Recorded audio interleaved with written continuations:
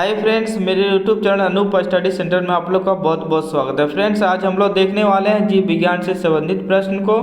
जितने सारे जीव विज्ञान से संबंधित प्रश्न हैं सभी एग्जाम के दृष्टि से बहुत ही महत्वपूर्ण है और एग्जाम में इससे कोई प्रश्न रहता ही रहता है। तो चलिए हम लोग एक एक प्रश्न को देखते हैं और आगे बढ़ते हैं। पहला देखिए, पहला है मनुष्य के जीवन काल में कितने दांत दो बार विकसित होते हैं। हमारे शरीर में कितने दांत होते हैं मनुष्य के शरीर में? तो 32 दांत होते हैं। उसमें से 20 दांत जो होते हैं वो टूटकर पुनः वापस आते हैं, लेकिन 12 दांत टूटते नहीं हैं। और दांत कितने प्रकार के होते हैं फ्रेंड्स? दांत 4 प्रकार के होते हैं। कौन कौन से होते हैं? तो कौन कौन से दांत होते हैं बताइए?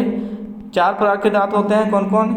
एक होता है इंसीजर, कैनाइन, मोलर और प्री मोलर। 4 प्रकार के दांत हमारे शरीर में होते हैं, incisor, canine, molar, pre molar. उसमें से क्या है कि 20 दांत जो होता है वो टूटकर पुनः वापस आता है और 12 दांत जो बच गया वो टूटता ही नहीं है। तो आगे देखते हैं फ्रेंड्स। आगे है मानव शरीर में पाचन का अधिकांश भाग किस अंग में संपन्न होता है? तो मानव शरीर का अधिकांश भाग जो पाचन का संपन्न होता है वो छोटी आंत में होता है, स्मॉल इंटेस्टाइन में इसका संपन्न होता है। आगे देखिए, मनुष्य में पाचन क्रिया कहाँ से प्रारंभ होती है? तो मनुष्य में पाचन क्रिया जो होती है मुंह से प्रारंभ होती है, यानी मुख से प्रारंभ होती है।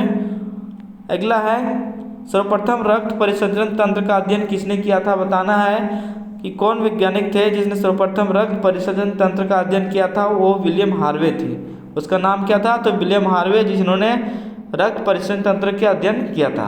आगे देखते हैं, पेस मेकर का संबंध किससे है? तो पेस मेकर का संबंध जो है हृदय से है। किससे? हार्ट से है, यानी कि हृदय से संबंधित है। पेस मेकर का संबंध किससे है? तो हृदय से। आगे देखते हैं, पेस मेकर का कार्य क्या है? तो दिल की धड़कन प्रारंभ करना।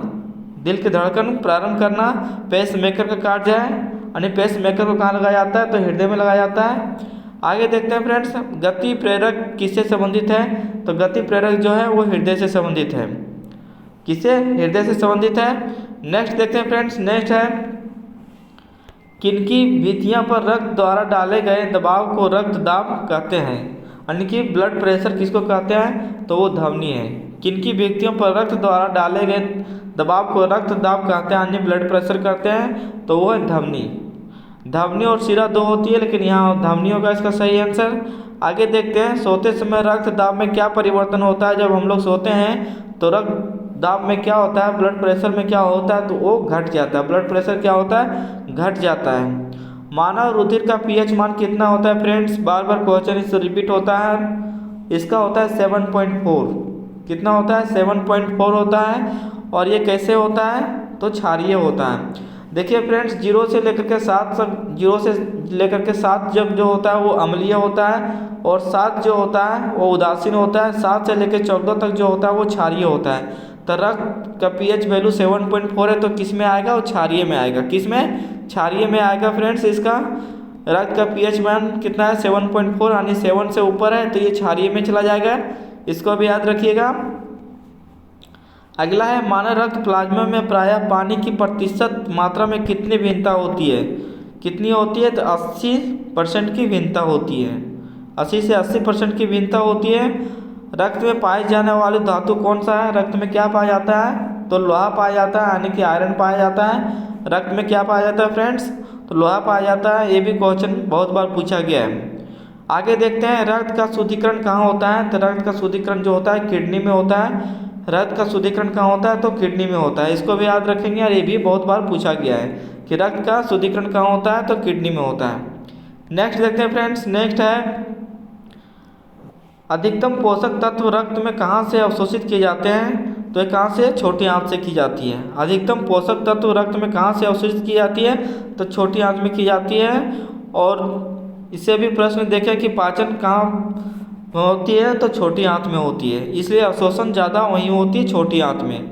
नेक्स्ट देखते हैं फ्रेंड्स। नेक्स्ट देखिए, नेक्स्ट है लार में कौन सा एग्जाम पाया जाता है? ये बहुत बार पूछा गया है। तो लार में कौन सा एग्जाम पाया जाता है? तो टाइलिन एग्जाम पाया जाता है। किसमें? तो लार में। आगे देखते हैं, पेट में भोजन को पचाने के लिए किसकी खास आवश्यकता होती है? हमारे भोजन को पचाने में पेट में जो आवश्यकता होती है किसकी होती है? तो एंजाइम्स का। एंजाइम्स की बहुत ज़्यादा आवश्यकता होती है भोजन को पचाने में। आगे देखते हैं, लार किसके पाचन में सहायक होती है? तो लार जो है सो स्टार्च के पाचन में सहायक होती है। जिसका हो जाएगा स्टार्च। मानव के आमाशय में अम्ल एक्स उत्पन्न होता है जो भोजन के पाचन में सहायता करता है। एक्स है क्या? हाइड्रोक्लोरिक अम्ल। हाइड्रोक्लोरिक अम्ल आमाशय से निकलता है और ये पाचन क्रिया में इसको महत्वपूर्ण भूमिका निभाती है। आमाशय से क्या निकलती है? हाइड्रोक्लोरिक अम्ल निकलती है जो भोजन को पाचन करने में बहुत ज़्यादा भूमिका निभाती है। तो इसको भी याद रखेंगे। क्रेब्स चक्र में किसका संश्लेषण होता है? तो पाइरुविक अम्लों का होता है। क्रेब्स चक्र में किसका संश्लेषण होता है? तो पाइरुविक अम्ल का संश्लेषण होता है। आगे देखते हैं। मानव शरीर में खून के शुद्धिकरण की प्रक्रिया को क्या कहते हैं? उसको डायलिसिस कहते हैं। डायलिसिस के द्वारा मानव खून की शुद्धिकरण किया जाता है। आगे देखते हैं। पेप्सिन बदल देता है। पेप्सिन किस में बदल देता है? प्रोटीन को पॉलीपेप्टाइड में बदल देता है। पेप्सिन प्रोटीन को पॉलीपेप्टाइड में बदल देता है। इसको भी याद रखेंगे फ्रेंड्स। आगे देखते हैं। पाचन क्रिया में प्रोटीन किस पदार्थ में बदल जाते हैं? तो पाचन क्रिया में प्रोटीन किस पदार्थ में बदल जाता है बताना है। तो अमीनो अम्ल में बदल जाता है। किस में? अमीनो अम्ल में बदल जाता है। आगे देखते हैं फ्रेंड्स। आगे देखिए। आगे है वह अंग कौन सा है जो मानव शरीर के ग्लाइकोजन के रूप में कार्बोहाइड्रेट को जमा करता है? वो है यकृत। यकृत जो है मानव शरीर के ग्लाइकोजन के रूप में कार्बोहाइड्रेट को जमा करता है। आगे देखते हैं। पित्त किसके द्वारा पैदा होता है? तो यकृत द्वारा निकलती है। पित्त कहाँ से निकलती है? तो यकृत से निकलती है। आगे देखिए। पित्त जिसको इंग्लिश में बाइल कहते हैं, बाइल जूस, वो कहाँ जमा होते हैं? तो पित्ताशय में जमा होती है। निकलती कहाँ से है? तो यकृत से निकलती है। आगे देखिए। स्वस्थ मनुष्य का रक्तचाप कितना होता है बताना है। 120/80 होता है। कितना होता है? 120/80 mm। एक स्वस्थ मनुष्य का जो होता है रक्तचाप कितना होता है? 120/80। आगे देखिए। दौड़ लगाते समय मनुष्य का रक्तचाप क्या होता है? तो बढ़ जाता है। जब हम लोग दौड़ते हैं तो रक्तचाप क्या होता है? बढ़ जाता है। आगे फ्रेंड्स। आगे देखिए क्या है। सामान्य जीवन काल में मनुष्य का हृदय लगभग कितनी बार धड़कता है? तो 2 अरब।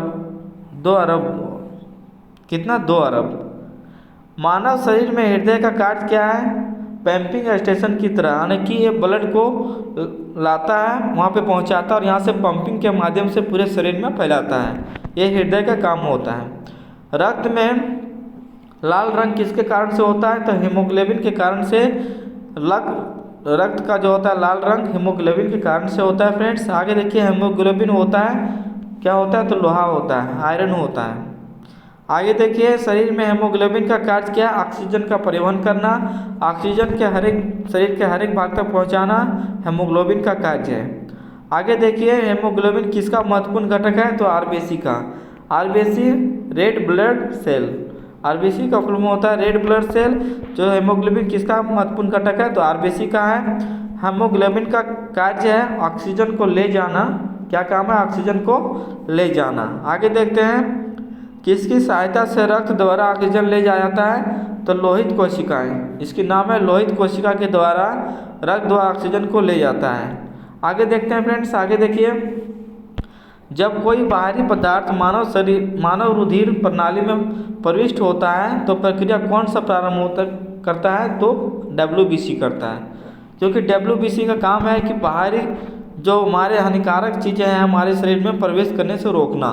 इसलिए इसको बोला गया जब कोई बाहरी पदार्थ मानव रुधिर प्रणाली में प्रवेश करता है तो प्रक्रिया कौन प्रारंभ करता है? तो WBC व्हाइट ब्लड सेल प्रारंभ करती है। आगे देखिए। लाल रक्त कणिकाएं यानी कि RBC का कहाँ उत्पन्न होता है? तो अस्थि मज्जा में होता है, बोन मैरो में। ठीक है। और किसको RBC का कब्रिस्तान कहा जाता है? ये मरता कहाँ है? तो पलिवा में जाकर के मरता है। और इसका निर्माण कहाँ होता है? तो अस्थि मज्जा में इसका निर्माण होता है RBC का। और ये मरता कहाँ जाकर के? पलिया में। इसलिए इसको RBC का कब्रगाह कहा जाता है। नेक्स्ट देखिए फ्रेंड्स। और जितने सारे क्वेश्चन हैं बहुत ही महत्वपूर्ण है तो इसको ध्यान से देखिएगा। मनुष्य की लाल रक्त कोशिकाओं का जीवन काल कितना होता है? तो 120 दिन होता है। कितना? 120 दिन होता है RBC का जीवन काल। आगे देखिए। पचे हुए भोजन मौजूद विषैले पदार्थ का कौन सा अंग चूषण करता है? तो यकृत करता है।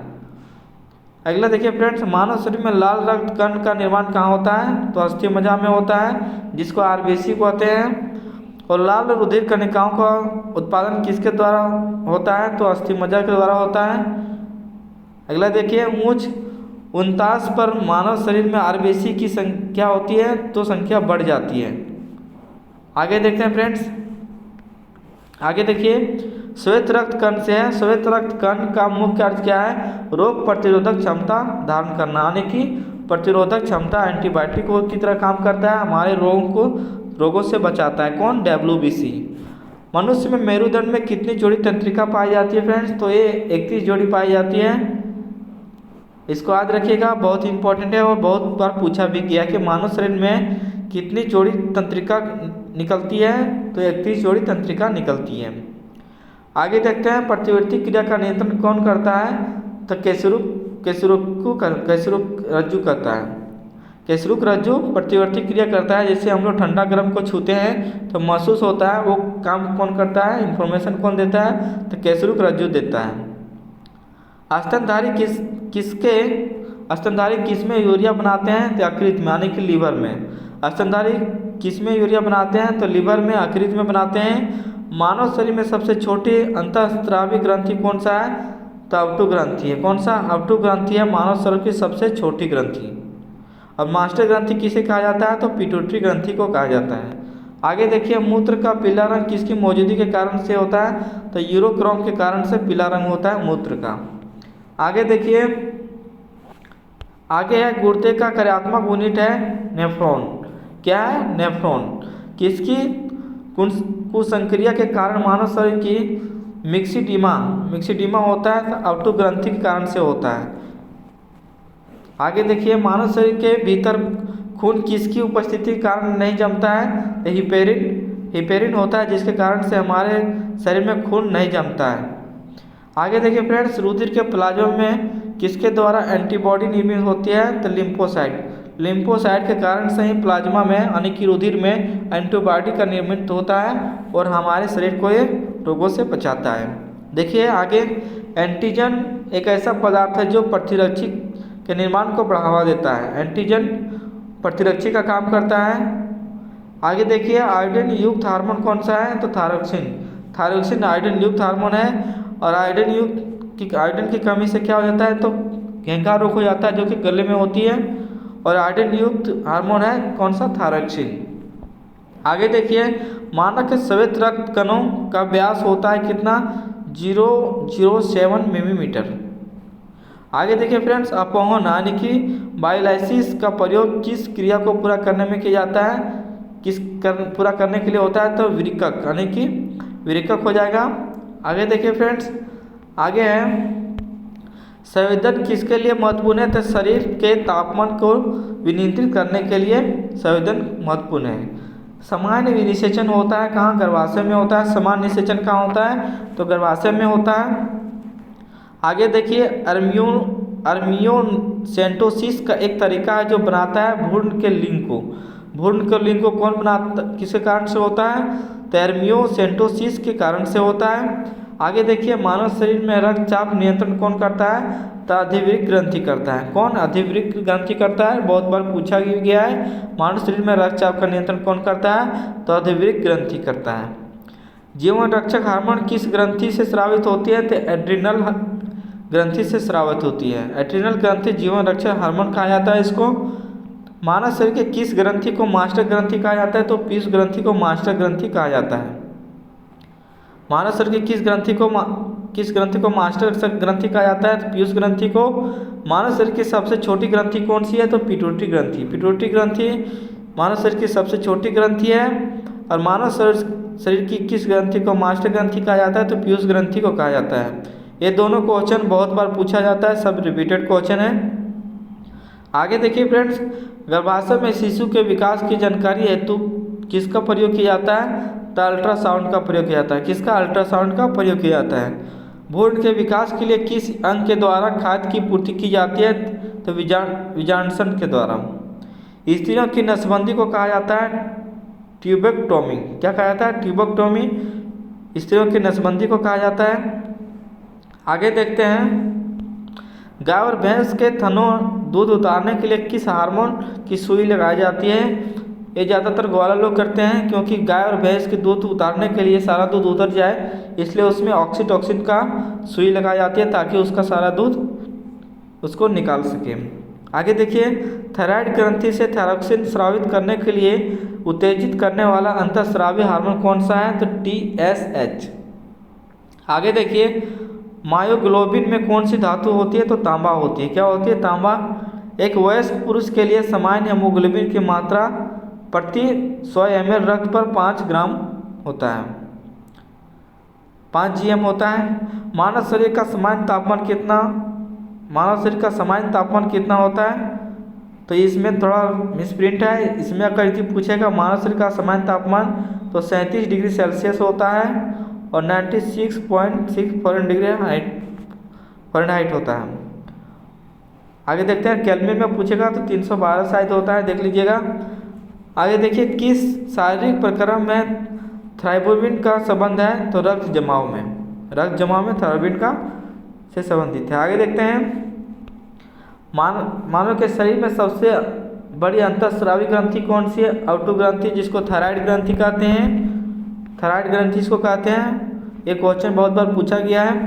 आगे देखिए फ्रेंड्स, कौन सा हार्मोन लडोउडो हार्मोन कहा जाता है? ये भी क्वेश्चन बहुत बार रिपीटेड है। तो एड्रेनलिन हार्मोन को लडोउडो हार्मोन के रूप में जाना जाता है। आगे देखिए, इंसुलिन है एक प्रकार का हार्मोन। इंसुलिन क्या है? तो एक प्रकार का हार्मोन है। ये भी क्वेश्चन बार बार पूछा जा रहा है। कौन सा पदार्थ मानव शरीर में सबसे अधिक कठोर है? ये भी पूछा जाता है। इसको दंत वलक यानी कि एनामिल्क बोलते हैं। किस कोशिका में इंसुलिन स्रावित होती है? तो बीटा कोशिका। लैंगरहैंस के बीटा कोशिका से इंसुलिन स्रावित होती है। फ्रेंड्स, ये भी क्वेश्चन जो है पूछा गया है। इसमें पूछा जाता है कि किस कोशिका में इंसुलिन स्रावित होती है, तो वहाँ लिखा रहेगा लैंगरहैंस के बीटा कोशिका से स्रावित होती है। आगे देखिए, इंसुलिन उत्पादित होती है पेनक्रियाज द्वारा। किसके द्वारा? पेनक्रियाज द्वारा इंसुलिन उत्पादित होती है। आगे देखिए, ऑक्सीजन की उपस्थिति में सुक्रोज का CO2 एवं जल में ऊर्जा निर्मुक्त होने के साथ पूर्ण रूपांतरित होने को क्या कहते हैं? वायु सेवसन। क्या कहते हैं? वायु सेवसन कहते हैं। आगे देखिए, हमारी छोड़ी हुई सांस की हवा में CO2 की मात्रा लगभग कितनी होती है? तो 4% होती है। जो हम लोग ऑक्सीजन छोड़ते हैं उसमें कार्बन डाइऑक्साइड की मात्रा कितनी होती है? तो 4% होती है। आगे देखते हैं, आगे फ्रेंड्स, हृदय वंचित है ऐच्छिक पेशी से। किससे? ऐच्छिक पेशी से। मनुष्य में त्वचा किस स्थान पर सबसे अधिक मोटी होती है? तो तलवे में। हमारे तलवे में जो होती है वो अधिक मोटी होती है त्वचा। मानव शरीर का सबसे बड़ा अंग कौन सा है? तो फेफड़ा। क्या है? फेफड़ा सबसे बड़ा अंग है। आगे देखिए, मानव त्वचा का रंग देने वाला वर्णक कौन है? मेलानिन। मेलानिन के कारण से मानव त्वचा का रंग देता है। आगे है कंडरा, जिसको टेंडन किसको जोड़ता है? तो पेशी को हड्डी से, यानी कि हड्डी को पेशी से जोड़ती है, उसको टेंडन कहते हैं। और एक और जो होता है उसको कंडरा बोलते हैं, जिसको हड्डी से हड्डी जोड़ता है। आगे देखिए, मानव शरीर में कौन सी ग्रंथि ऐसी है जिसका संबंध शरीर की उत्तेजना से है? तो अधिविरिक ग्रंथि। अधिविरिक ग्रंथि मानव शरीर के उत्तेजना से है। आगे देखिए, आदमी के कंठ के किस भाग को अवटु उधर यानी कि एडम्स एप्पल कहा जाता है? तो थायराइड ग्रंथि को कहा जाता है। ये भी याद रखेंगे, बहुत बार पूछा गया है। मानव मस्तिष्क का लगभग कितनी ग्राम का होता है? तो 1350 ग्राम का होता है। मानव शरीर का मस्तिष्क होता है कितना? 1350 ग्राम का। ये भी क्वेश्चन बहुत बार पूछा गया है। जितने सारे प्रश्न हैं सभी पूछे गए प्रश्न हैं, इसको भी ध्यान रखेंगे। आगे देखिए फ्रेंड्स, मानव शरीर में सबसे लंबी अस्थि क्या है? उरु अस्थि। उरु अस्थि सबसे मानव शरीर का सबसे लंबी, जिसको जांग की हड्डी बोलते हैं। ठीक है। आगे देखिए, मुख्यतः किसकी उपस्थिति के कारण मानव शरीर उच्च वायुमंडलीय दाब के अंतर्गत भी बिना कुचला रहता है? तो कोशिकाओं में तरल के कारण से इस तरह से होता है। आगे देखिए, आँख के रेटिना की परंपरागत कैमरा के निम्नलिखित में किस भाग में तुलना की जाती है? तो फिल्म से तुलना की जाती है। रक्त जमने में किस तत्व की मुख्य भूमिका होती है? तो किसकी होती है? तो कैल्शियम की होती है। रक्त जमने में किस तत्व की मुख्य भूमिका होती है? तो कैल्शियम की होती है। मनुष्य में सामान्य निरन यानी रुधिर शर्करा स्तर प्रति 100 ml रुधिर होती है 80 से 100 मिलीग्राम। आगे देखते हैं फ्रेंड्स, आगे देखिए, शरीर में सबसे बड़ी अंतःस्रावी ग्रंथि कौन सा है? तो अवटु, जिसको थायराइड ग्रंथि कहते हैं। शरीर का सबसे अंतःस्रावी ग्रंथि है अवटु ग्रंथि, जिसको थायराइड ग्रंथि कहते हैं। कौन सा हार्मोन लडोडो हार्मोन कहलाता है? तो एड्रेनलिन कहलाता है। इंसुलिन एक प्रकार का क्या हार्मोन है? ये सारे क्वेश्चन जो है वो पूछा गया है, देख लीजिए, फिर से रिवीजन करिए इसको। पदार्थ मानव शरीर में सबसे अधिक होती है दंतवलक, यानी कि बोलते हैं एनामिल। किसकी कोशिका इंसुलिन स्रावित होती है? बीटा कोशिका से। इंसुलिन स्रावित होती है पेनक्रियाज से। ऑक्सीजन में सुक्रोज की मात्रा जो जल में निर्मित होती है वो कितनी होती है? वायु श्वसन के कारण से होती है। आगे देखते हैं फ्रेंड्स, आगे देखिए, आगे है, ये सारा क्वेश्चन रिपीटेड है, अभी मैं बताया हूँ आप लोग को। आगे बढ़ते हैं, आगे देखिए फ्रेंड्स, यहाँ से देखिए, किसकी मृत प्राय व्यक्ति का गुर्दा लेने के लिए उसे किस स्थिति में होना चाहिए? केवल तांत्रिकीय प्रकार का अवसान होना चाहिए। किसी मृत प्राय व्यक्ति का गुर्दा लेने के लिए, कोई व्यक्ति मर गया है तो उसका गुर्दा लेने के लिए उसे किस स्थिति में होना चाहिए? तो केवल तंत्रिकीय प्रकारों में अवसान होना चाहिए, तभी उसका गुर्दा हम लोग ले सकते हैं और काम आ सकता है। यदि एक पिता का रक्त वर्ग ये है, यानी पिता का रक्त वर्ग ये है और माता का रक्त वर्ग वो है, तो बताइए कि उसके पुत्र में कौन सा वर्ग हो सकता है? तो हो सकता है ओ ग्रुप का। कौन सा? ओ ग्रुप का हो सकता है। अगर पिता का ये है और माता का ब्लड ग्रुप वो है, तो पुत्र में कौन सा हो सकता है? वो हो सकता है। आगे देखिए, कोई भी प्रकार के रुधिर वाला व्यक्ति किसी आकस्मिक संकट में किसी प्रकार के रुधिर को रुधिर दान कर सकता है, तो किसको दान कर सकता है? अगर किसी ब्लड ग्रुप का बी वाले हैं तो वो ए, बी और बी को दे सकता है। ए, बी और बी को अपना ग्रुप वाले को ब्लड दे सकता है। आगे देखते हैं फ्रेंड्स, आगे देखिए, यदि माता पिता में एक ही प्रकार का रुधिर वर्ग ए बी हो और दूसरे का वर्ग ओ हो, देख लीजिए फिर से, यदि माता पिता में एक प्रकार के रुधिर वर्ग ए बी है और दूसरे का ओ हो, तो उसके बच्चे का संभावित रुधिर क्या होगा? ए और बी दोनों हो सकता है। आगे देखते हैं, संतानों को भ्रूणीय अवस्था में माता के गर्भाशय के अंदर की रक्त का थक्का बनने से मृत्यु हो जाती है। इस रोग को क्या बोलते हैं? इरेथ्रोब्लास्टिस फिटलिस कहा जाता है। इसका कारण है पिता का RH तथा माता का RH होना। पिता का भी RH होना और माता का RH होने से इस तरह की घटनाएं होती है। कौन सा रक्त समूह सर्वग्राही है? मतलब कौन सा ब्लड ग्रुप है जो सभी ग्रुप का ले सकता है? तो ये भी है जो सभी ग्रुप का ले सकता है, सभी को दे सकता है, वो ग्रुप वाले सभी को दे सकता है, इसलिए इसको सर्वदाता कहते हैं और इसको AB को सर्वग्राही कहते हैं। AB रक्त वाले व्यक्ति को सार्वग्राही ग्राही कहा जाता है क्योंकि उसके रक्त प्रतिपिंड का अभाव होता है, यानी कि वो सर्वग्राही सबको ले सकता है लेकिन दे नहीं सकता है। सर्वग्राही कौन से रुधिर को कहा जाता है? तो AB को सर्वग्राही ब्लड ग्रुप कहा जाता है। कौन सा रक्त वर्ग सर्वदाता कहा जाता है? यूनिवर्सल डोनर कहा जाता है, तो उसको O को कहा जाता है, सबको दे सकता है। यदि किसी पुरुष का रक्त वर्ग AB हो तथा महिला का रक्त वर्ग B हो, तो उनकी संतानों में कौन सा रक्त समूह नहीं हो सकता है? तो O नहीं हो सकता है। अगर पुरुष का AB है और माता का यानी कि महिला का B है, तो उसका जो पुत्र होगा उसका O ग्रुप का नहीं होगा। मनुष्य में कुल कितनी हड्डियाँ होती है? तो 206 हड्डियाँ होती है। मानव शरीर में कितनी हड्डियाँ होती है? तो 206 हड्डियाँ होती है, इसको भी याद रखेंगे। नवजात शिशु में हड्डियों की संख्या लगभग कितनी होती है? तो ये ज़्यादा होती है फ्रेंड्स, इसमें लगभग 300 होता है नवजात शिशु में, लेकिन बड़ा होने के बाद वो हड्डियाँ जुड़ते जाती है और वयस्क होते होते 206 हड्डियाँ हो जाती हैं। मनुष्य की खोपड़ी में कितनी अस्थियाँ होती है? तो 8 अस्थियाँ होती है। मानव के शरीर में पसलियों में कितने जोड़े होते हैं? तो 12 जोड़े होते हैं। जो छाती में पसलियाँ होती है वो 12 जोड़े होते हैं, यानी कि 24 होते हैं। शरीर की सर्वाधिक प्रबल अस्थि कौन सी है? जबड़े की, यानी कि सबसे जो कठोर होती है वो जबड़े की होती है। मानव शरीर की सबसे छोटी हड्डी कौन सी है? स्टेपीज कहाँ पे होती है? तो कान में होती है। मानव शरीर की सबसे लंबी कौन सी हड्डी होती है? तो फीमर जांघ में होती है। मनुष्य में शरीर में पैर की हड्डी खोखली होती है, खोखली होती है, इस तरह का होती है, यहाँ पे इस तरह से होती है, यहाँ पे जुड़ा हुआ रहता है, तो ये खोखली होती है, इसलिए इसको खोखली बोली जाती है। टिबिया नामक हड्डी किसमें पाई जाती है? तो टांग में पाई जाती है। टिबिया नामक हड्डी कहाँ पाई जाती है? तो टांग आसानी से भी होगा, ट से टांग और ट से टिबिया। आगे देखते हैं फ्रेंड्स, आगे देखिए, आगे है अधिक ऊंचाई पर मानव शरीर में लाल रक्त कणिकाएं क्या होती है, संख्या बढ़ जाती है। अधिक ऊंचाई पर जाएंगे तो लाल रक्त की संख्या क्या होगी, बढ़ जाएगी। मानव रुधिर में कोलेस्ट्रॉल का सामान्य स्तर कितना होता है, 140 से 180 mg होता है। किसी व्यक्ति के रुधिर वाहिकाओं की त्रिज्या कम हो जाए तो उससे रक्त दाब क्या होगा, बढ़ जाएगा। त्रिज्या अगर कम हो जाता है तो रक्त दाब क्या होगा, बढ़ने लगेगा। आगे देखते हैं।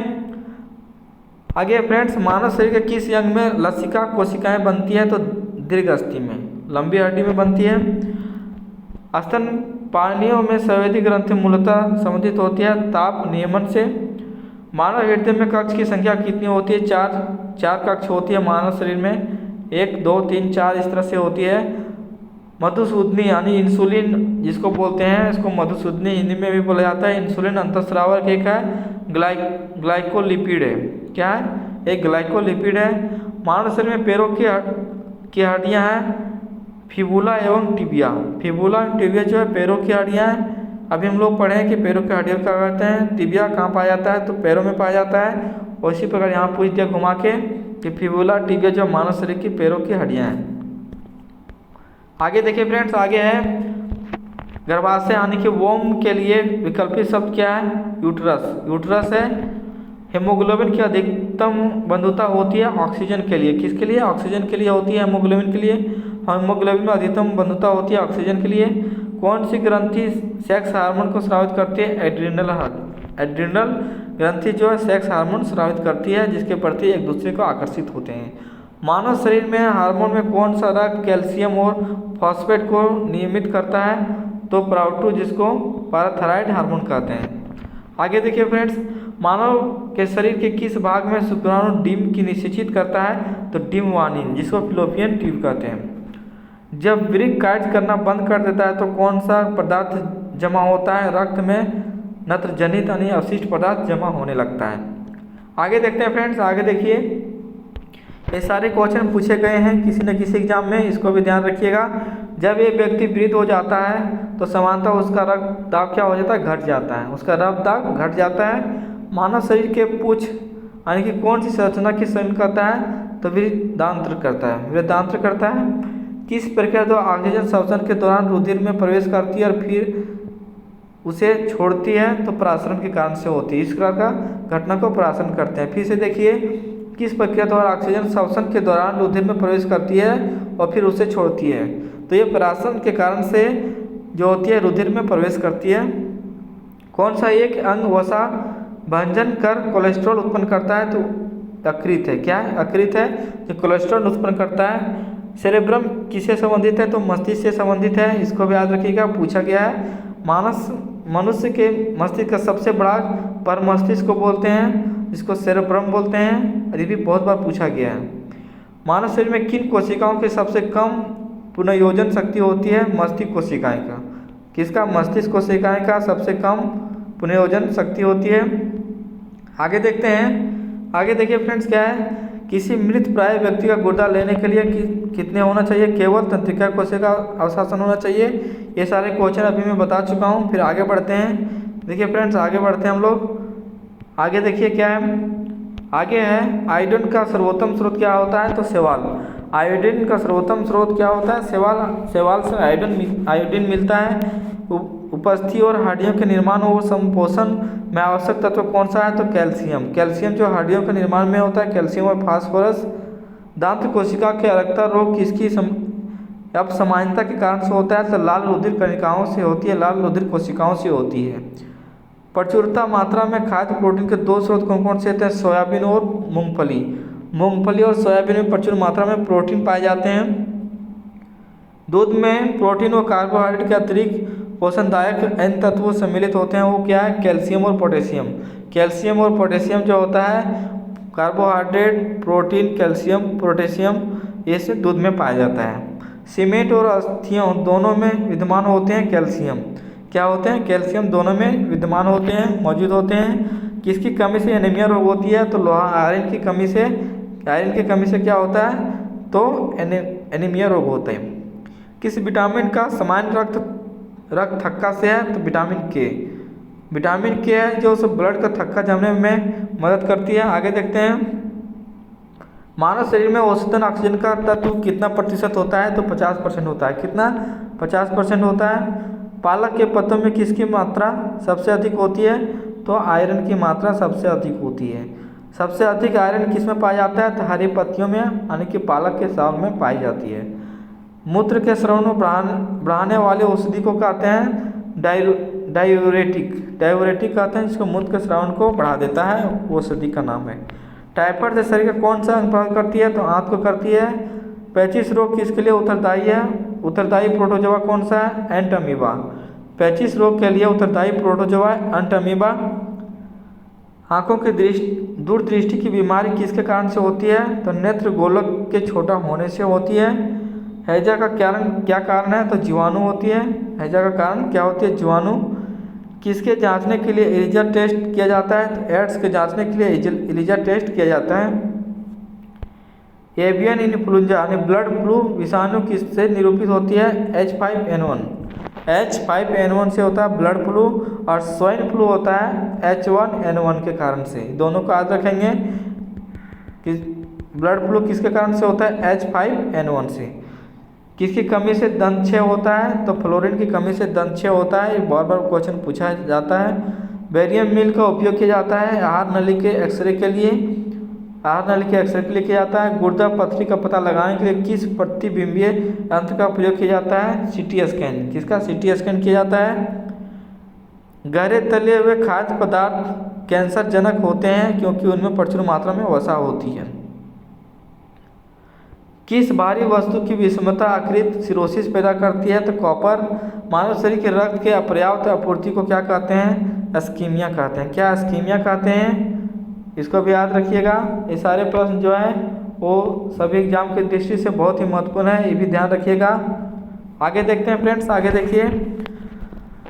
एथलीट को किसकी जल्दी ऊर्जा मिलती है? क्या देते हैं जिसके कारण से उसको ऊर्जा मिलती है? तो कार्बोहाइड्रेट देते हैं। आगे देखिए, मानव शरीर के किस अंग की लंबी होती है? तो जांघ की होती है।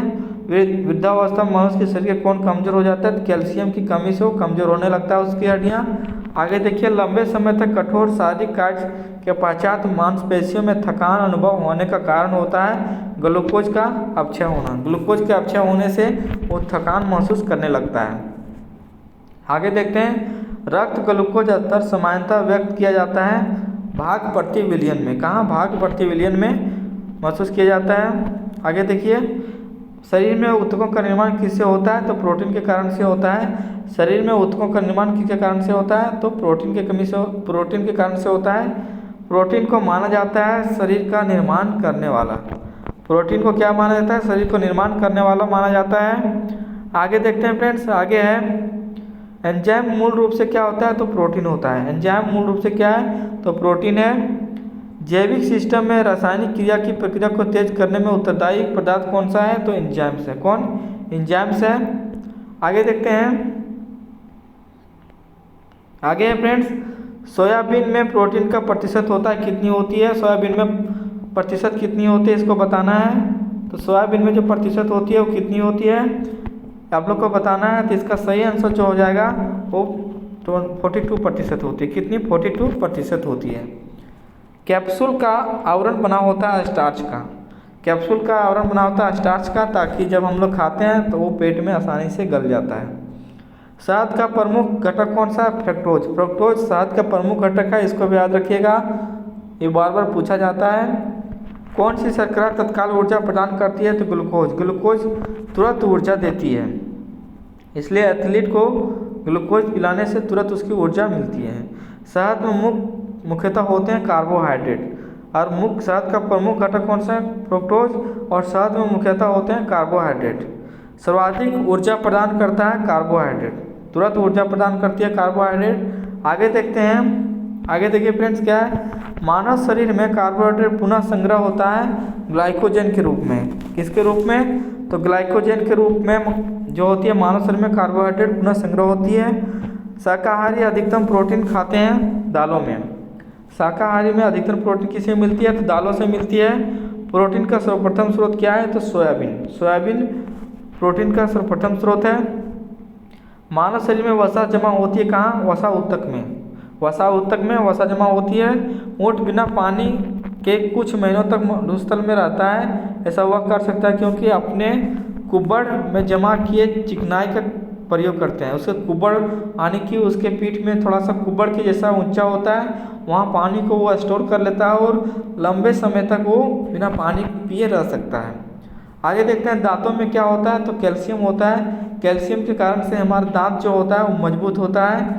आगे देखते हैं, आगे देखिए फ्रेंड्स, किस तत्व का संबंध दांतों की विकृति के साथ है, तो फ्लोरीन है। आगे देखते हैं हृदय की धड़कन को नियंत्रित करने के लिए कौन सा खनिज आवश्यक है, तो पोटेशियम है। सागरीय खरपतवार किसका महत्वपूर्ण स्रोत है, तो शैवाल का। शैवाल में क्या होती है, तो आयोडीन पाई जाती है। बच्चों के अंगों की अस्थियां मुड़ जाती है अधिक कमी हो विटामिन डी की। अगर विटामिन डी की कमी हो तो उसकी हड्डी जो है आसानी से मुड़ जाती है। और विटामिन डी किसे मिलता है, तो सूर्य के रोशनी से मिलती है। विटामिन B2 का अन्य नाम क्या है, राइबोफ्लाविन। ये भी याद रखिएगा, बहुत बार पूछा जाता है। विटामिन B2 का रासायनिक नाम क्या है, तो राइबोफ्लाविन है। आगे देखते हैं, एक कठोर परिश्रम करने वाले पुरुष के दैनिक ऊर्जा की आवश्यकता कितनी होती है, 4000 कैलोरी ऊर्जा की आवश्यकता होती है। साइनोकोबालामिन किसका रासायनिक नाम है, तो विटामिन B12 का रासायनिक नाम साइनोकोबालामिन है। विटामिन जो खट्टे फलों में पाया जाता है तथा चर्म को स्वस्थ रखने के लिए जरूरी होता है, उसका नाम है विटामिन सी। विटामिन सी खट्टे में पाया जाता है। आगे देखिए, विटामिन सी सबसे कम स्रोत है, सबसे उत्तम स्रोत है आंवला। सबसे ज़्यादा विटामिन सी किसे मिलता है, तो आंवला से मिलता है। इसको भी याद रखिएगा, बहुत बार पूछा गया है। आगे देखिए, किस विटामिन के कमी के कारण मसूड़ों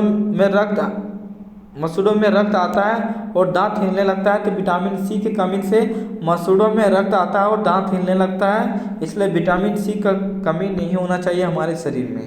आगे देखते हैं फ्रेंड्स, आगे देखिए, विटामिन सी का रासायनिक नाम क्या है, एस्कॉर्बिक एसिड है। बहुत बार पूछा गया है कि सब्जी से प्राप्त ना होने वाला विटामिन है, तो विटामिन डी है, जो किसी से प्राप्त नहीं होती है, उस किसी सब्जी से प्राप्त नहीं होती है, बल्कि सूरज की रोशनी से मिलती है।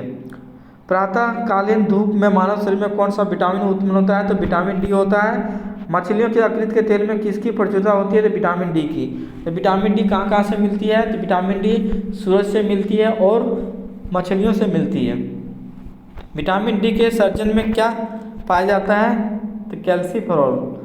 और विटामिन डी का रासायनिक नाम कैल्सीफेरॉल है। इस सर्जन में क्या पाया जाता है, कैल्सीफेरॉल पाया जाता है। आगे देखिए, विटामिन ई का रासायनिक नाम क्या है, तो टोकोफेरॉल। टोकोफेरॉल किसका है, तो विटामिन ई का रासायनिक नाम है। जितना मैं बता रहा हूँ सारे क्वेश्चन पूछे गए प्रश्न है, इसलिए इसको ध्यान से देखिएगा और याद रखिएगा। विटामिन ई विशेषता किसके लिए महत्वपूर्ण है, लिंग ग्रंथियों के सामान्य क्रिया के लिए। लिंग ग्रंथियों के सामान्य कार्य के लिए विटामिन ई बहुत महत्वपूर्ण है। आगे देखते हैं, रक्त स्कंदन में कौन सा विटामिन क्रियाशील होता है, तो विटामिन के। विटामिन के रक्त स्कंदन में बहुत ज़्यादा भूमिका निभाती है, यानी कि जमने में ब्लड को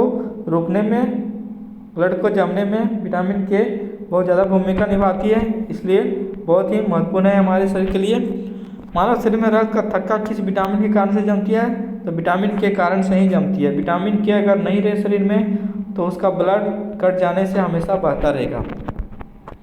आगे देखिए, मनुष्य के नेत्रों में श्वास संचारण के लिए किस विटामिन का संबंध होता है, तो विटामिन ए का।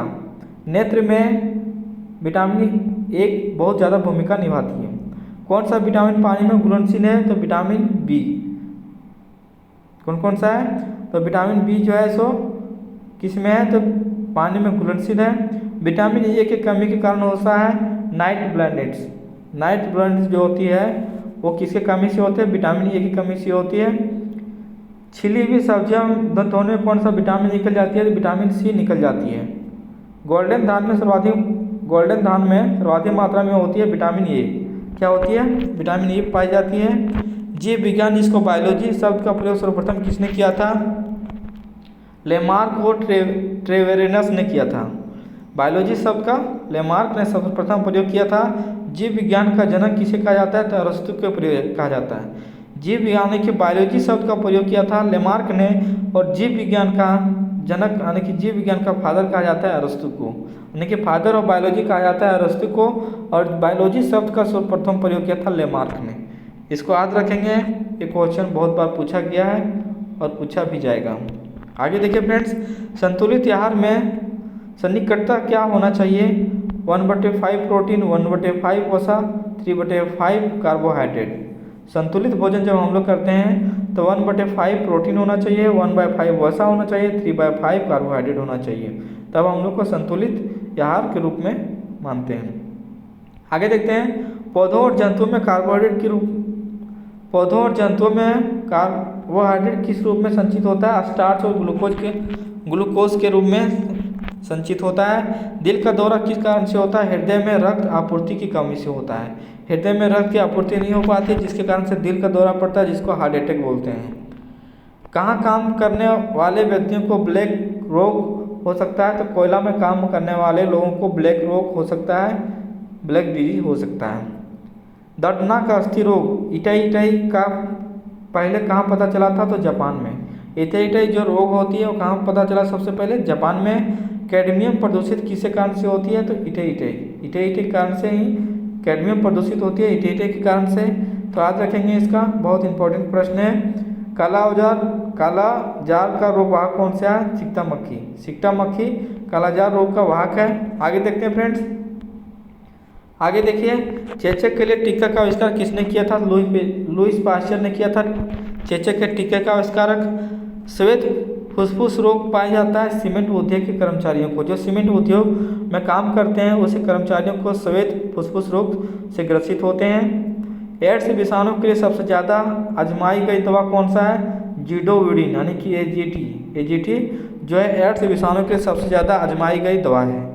किस सूक्ष्मजीवी के द्वारा हेपेटाइटिस यानी बी की बीमारी होती है? तो वायरस। किस सूक्ष्मजीवी द्वारा हेपेटाइटिस बी की बीमारी होती है? तो वायरस के कारण से होती है। एस्बेस्टस के कारण कौन सा प्रमुख रोग होता है? एम्फेस्मा एस्बेस्टस के कारण से होता है। स्कर्वी रोग इलाज में उपयोगी होता है आंवला, क्योंकि आंवला में विटामिन सी पाई जाती है, इसलिए इसका उपयोग किया जाता है। आगे देखिए, बीएमडी परीक्षण किया जाता है पहचान करने के लिए ऑस्टियोपोरोसिस की पहचान के लिए बीएमडी परीक्षण किया जाता है। एड्स होता है किसके कारण से? तो विषाणु के कारण से एड्स होता है, ये बहुत बार पूछा गया है। भारी मात्रा में अल्कोहल पीने वाले लोग मरते हैं सिरोसिस से। सिरोसिस बीमारी से मरते हैं जो ज़्यादा शराब का सेवन करते हैं, उसमें अल्कोहल की मात्रा होती है, और वैसे लोग किसके कारण से मरते हैं? तो सिरोसिस के कारण से मरते हैं। सरल गलगंड जिसको घेंघा किसको करने वाली बीमारी है? किसको? तो थायराइड को प्रभावित करने वाली बीमारी है। आगे देखिए, मलेरिया का संक्रामक चरण क्या है? जिसको बीजाक गुंज बोलते हैं, जिसको स्पाइरोजाइट बोलते हैं। कौन सा कवकीय रोग है? एक्जिमा जो है सो कवकीय रोग है। आगे देखते हैं, छोटी माता जिसको चिकन पॉक्स पैदा की जाती है डीएनए विषाणु द्वारा। किसके? डीएनए विषाणु द्वारा चिकन पॉक्स की पैदा की जाती है। काली मौत यानी ब्लैक डेथ किसके कारण से होती है? तो प्लेग के कारण से होती है। इसे काली मौत कहते हैं, किसके कारण से होती है? प्लेग बीमारी है। डेंगू बुखार के कारण मानव शरीर में किसकी कमी हो जाती है? तो प्लेटलेट्स की कमी हो जाती है। डेंगू बुखार जिसको हो जाती है उसको प्लेटलेट्स की कमी हो जाती है और वो बीमार हो जाते हैं। गाजर किस विटामिन का समृद्ध है? विटामिन ए में क्या पाया जाता है? तो गाजर पाया जाता है। याद रखिएगा फ्रेंड्स, ये बहुत इंपॉर्टेंट है, पूछा गया है। मानव शरीर में विटामिन ए संचित होता है कहाँ? ये भी क्वेश्चन पूछा गया है। मानव शरीर में जो विटामिन संकृत होती है वो विटामिन कहाँ संकृत होती है? तो यकृत में संकृत होती है। थायमिन क्या है? विटामिन का रासायनिक नाम है। जिस विटामिन में कोबाल्ट होता है उसको विटामिन B12 कहते हैं। B12 कोबाल्ट का ही नाम है। आगे देखते हैं, मनुष्य में अल्फा टॉक्सिन खाद्य विषाक्शन द्वारा समानतः कौन सा अंग प्रभावित करता है? तो यकृत को प्रभावित करता है। किसको? यकृत को प्रभावित करता है। मिनीमाता रोग का कारण क्या है? तो पारा के कारण से मिनीमाता रोग होता है। आनुवांशिक रोगों में कौन सा यौन संबंधित होता है? तो हीमोफीलिया आनुवांशिक रोगों में कौन सा यौन संबंधित होती है? तो हीमोफीलिया के कारण से अनुवांशिक रोग है ये हीमोफीलिया। जापानी एन्सेफेलाइटिस का कारण क्या है? विषाणु। जापानी एन्सेफेलाइटिस का कारक क्या है? तो विषाणु है। दोषयुक्त वृक्क वाले व्यक्तियों के लिए अपहरण का उपयोग किया जाता है, इसे निहित प्रक्रम है प्रासरण। क्या है? परासरण। इसको याद रखिएगा फ्रेंड्स, इसका परासरण है। आगे देखते हैं फ्रेंड्स, आगे क्या है? आगे देखिए फ्रेंड्स, ईईजी किस अंग के कार्य प्रणाली प्रकट होती है? तो यह मस्तिष्क में। कहाँ? मस्तिष्क में। ईईजी किस अंग की कार्य प्रणाली प्रकट करती है? तो मस्तिष्क को करती है। एक ईसीजी होता है जो हृदय से होता है, और ईईजी होता है जो मस्तिष्क से होता है। कैसिन दूध होता है, कैसिन दूध होता है किसे? प्रोटीन। कैसिन दूध होता है किसे होती है? तो प्रोटीन के कारण से होती है। किस तत्व की कमी के कारण घेंघा रोग होता है? तो आयोडीन की कमी से कारण घेंघा रोग होता है। ये बहुत बार पूछा गया है, इसलिए इसको याद रखेंगे। किसकी उपस्थिति के कारण दूध में मिठास आ जाती है? तो लैक्टोज के कारण से दूध में मिठास आ जाती है। लैक्टोज के कारण से दूध में मिठास आ जाती है, और पीने में हम लोग को थोड़ा मीठा मीठा अनुभव होता है। सुअरों को मानव रिहायशी क्षेत्रों में दूर रखना किसके उन्मूलन में सहायता करती है? जापानी एनसेफेलाइटिस के कारण से। ये जापानी एनसेफेलाइटिस के कारण से होता है, ऐसा माना गया है। घात करो और छिप जाओ नाम से विख्यात विषाणु कौन सा है? RSV विषाणु जो है वो घात करो और छिप जाओ के नाम से विख्यात है, और बहुत ही इंपॉर्टेंट है ये।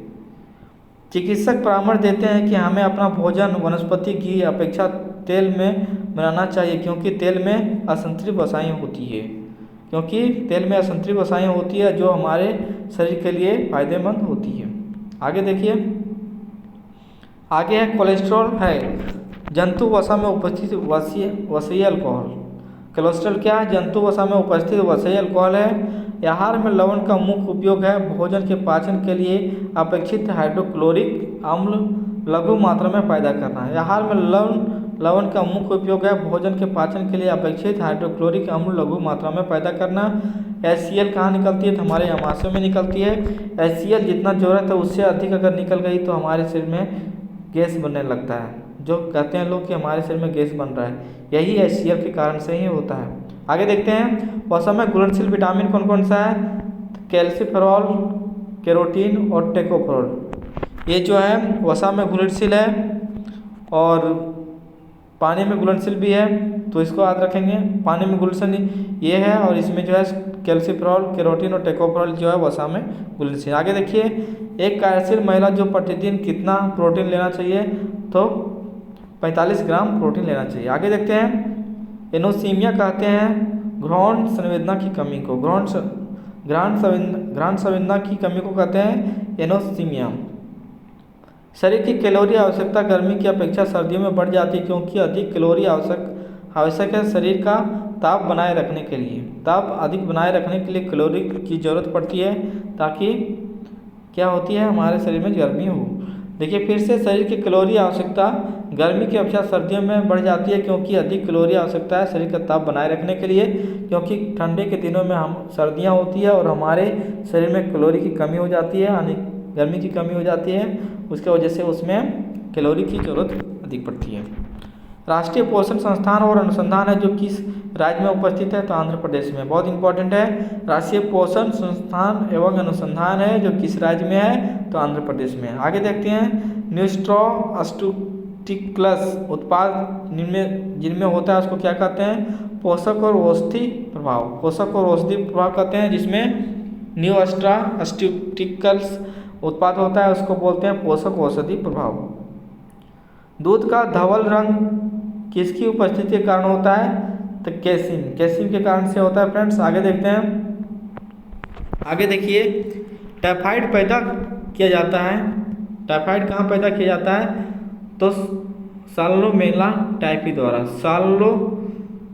साल्मोनेला टाइफी द्वारा टाइफाइड पैदा किया जाता है फ्रेंड्स, इसको याद रखिएगा। BCG प्रतिरक्षण होता है टीबी के लिए। BCG का परीक्षण किया जाता है टीबी के लिए। कार्बोहाइड्रेट के अलावा हमारे आहार में ऊर्जा का एक प्रमुख स्रोत क्या है? वसा। कार्बोहाइड्रेट के सिवाय वसा चाहिए, प्रोटीन चाहिए, खनिज लवण चाहिए, ये सब हमारे शरीर को चाहिए। आगे देखते हैं, रक्त का थक्का बनाने में इनमें से कौन सा अवयव है मदद करता है? विटामिन के बहुत इंपॉर्टेंट है। BCG का टीका किसके विरोध प्रतिरोधक द्वारा क्षमता उत्पन्न करने के लिए लगाया जाता है? तपेदिक, यानी कि टीबी के लिए BCG का टीका लगाया जाता है फ्रेंड्स, बहुत बार पूछा गया है। मानव शरीर की रचना के संदर्भ में एंटीबॉडीज होते हैं प्रोटीन्स। मानव शरीर की रचना के संदर्भ में एंटीबॉडीज कौन से होते हैं? तो प्रोटीन्स जो एंटीबॉडीज के रूप में काम करता है। आगे देखते हैं, पीलिया किसके संक्रमण में क्या करता है? तो यकृत। पीलिया किसके संक्रमण के कारण होता है? पीलिया किसके संक्रमण के कारण से होता है? तो यकृत से होता है।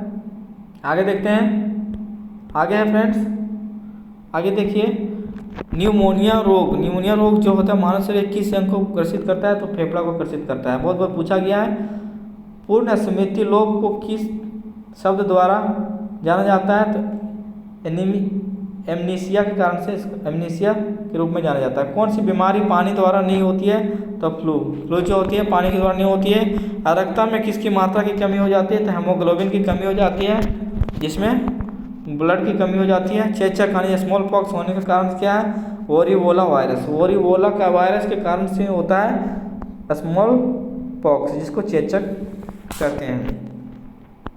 याद रखिएगा, बहुत बार पूछा गया है। चेचक होने का कारण क्या है? वोरिवोला वायरस। वोरिवोला वायरस के कारण से ही चेचक होता है। गाय के दूध का रंग किसकी मौजूदगी के कारण से थोड़ा पीला होता है? तो कैरोटीन के कारण से पीला होता है।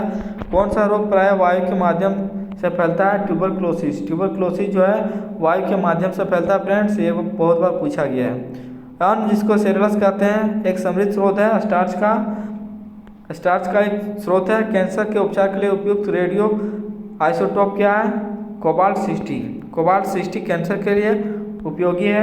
आगे देखते हैं, शरीर के विभिन्न गतिविधियों में कौन सा ऊर्जा स्रोत है? मानव के विभिन्न गतिविधियों में कौन सा ऊर्जा स्रोत है? तो कार्बोहाइड्रेट। 14 वर्ष की आयु के बच्चों के विकास के लिए सबसे अधिक महत्वपूर्ण क्या है? तो प्रोटीन इसको बहुत ज़्यादा मात्रा में चाहिए। पीत ज्वर संचारित किया जाता है कहाँ? एंडीज द्वारा। एंडीज द्वारा पीत संचारित किया जाता है। आगे देखते हैं, मानव शरीर के संक्रमण को रोकने के में मदद करने वाले विटामिन है विटामिन ए। विटामिन ए मानव शरीर के संक्रमण को रोकने में मदद करती है। ईसीजी क्या है? इलेक्ट्रोकार्डियोग्राफ। इलेक्ट्रोकार्डियो ई से हो गया इलेक्ट्रो, सी से कार्डियो, जी से ग्राफ हो गया, जो हृदय से संबंधित है। आगे देखते हैं, कौन सा रोग रक्तदान द्वारा फैलता है? तो टाइफाइड। टाइफाइड रक्तदान द्वारा फैलता है और ये हवा द्वारा भी फैलता है। नहीं, ये हवा द्वारा नहीं फैलता है, सॉरी फ्रेंड्स, ये पानी के द्वारा फैलता है। पानी का गंदा पिएंगे तो ये फैल जाएगा। विटामिन B6 की कमी से पुरुष में हो जाती है कौन सी? अरक्ता हो जाती है, यानी कि खून की कमी हो जाती है। पोलियो पीलिया एक प्रतीक है, तो किसकी है? तो यकृत की बीमारी है। पीलिया किसकी बीमारी है? तो यकृत की बीमारी है। चेचक के प्रति टीकाकरण का समावेश किया जाता है जीवित प्रतिरक्षियों द्वारा।